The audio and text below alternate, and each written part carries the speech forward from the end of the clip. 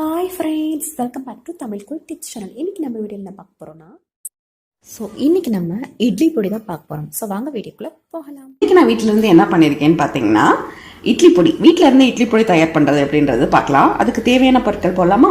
இப்போது 1 கப் கடலைப்பருப்பை எடுத்துக்கிட்டிங்கன்னா 1.5 கப் உளுந்தம்பருப்பை எடுத்துக்கோங்க.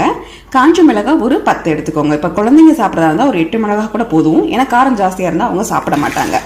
ஸோ ஒரு காரம் உங்களுக்கு கூட வேணும் அப்படின்னா கூட ஒரு 2 மிளகாய் ஆட் பண்ணிக்கலாம். அதோடு சேர்த்து கருவேப்பிலை, கொஞ்சம் காஞ்ச கருவேப்பிலை நல்லா அலசி காய வச்சு அதை நல்லா வறுத்து எடுத்துக்கணும். அதோட சேர்த்து ஒரு சின்ன கட்டி பெருங்காயம் எடுத்துக்கோங்க.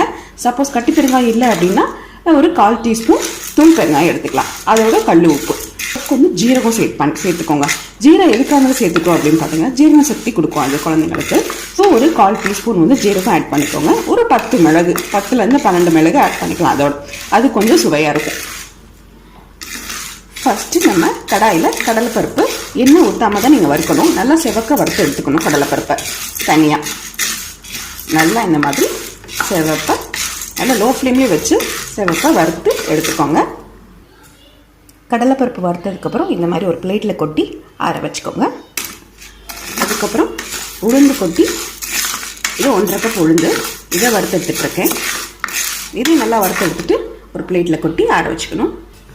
அதுக்கப்புறம் இந்த மாதிரி ஒரு 8 to 10 காஞ்ச மிளகாய் நான் போட்டிருக்கேன். இதை வறுத்து எடுத்துக்கணும் நல்லா செவப்பை.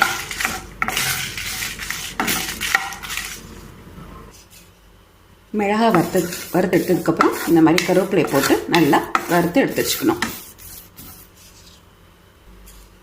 அதுக்கப்புறம் இந்த மாதிரி மிளகு சீரகம் சும்மா ஒரு சிட்டிகை போட்டு அதை நல்லா வறுத்து எடுத்துக்கோங்க.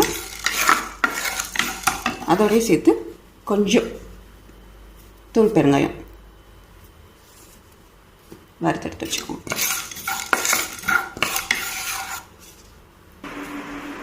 எல்லாமே வறுத்தெடுத்து இந்த மாதிரி ஒரு பிளேட்டில் மாற்றி ஒரு 10 நிமிஷம் ஆற விட்டுருங்க.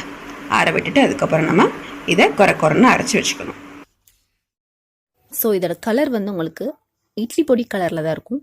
உங்களுக்கு இந்த லைட்டுக்கு அப்படி தெரியுது. இந்த மாதிரி குறைன்னு அரைச்சி வச்சுக்கணும்.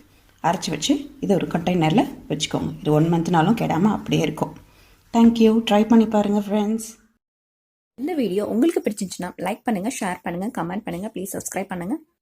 அப்படியே பக்கத்தில் இருக்க பெல் பட்டன் கிளிக் பண்ணுங்கள். தேங்க்ஸ் ஃபார் வாட்சிங் வீடியோ ஃப்ரெண்ட்ஸ். பாய் பாய்.